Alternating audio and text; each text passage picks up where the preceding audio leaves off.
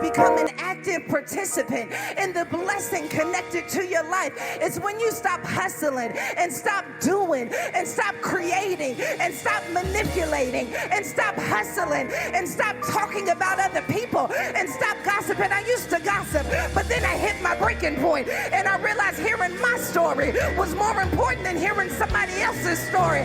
And it happened at the breaking point that became the listening point that changed the way that I see everything. I'm listening again. I'm listening. I'm doing less talking so that I can do more listening. I'm doing less celebrating so I can do more listening. I'm doing less writing because I need to do some more listening. I know you're used to counting on me, but right now I'm in my listening season.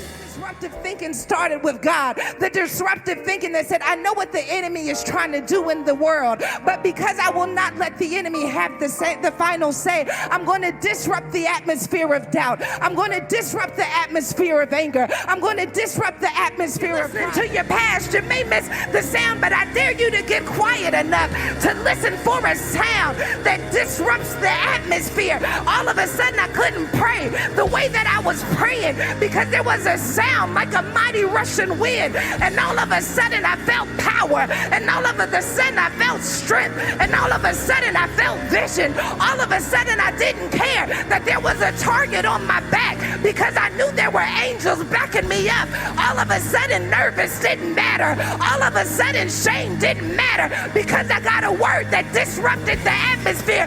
You're right, I shouldn't be up here preaching, but the sound disrupted your opinion. The sound disrupted my fear. The sound disrupted my anxiety. The sound disrupts.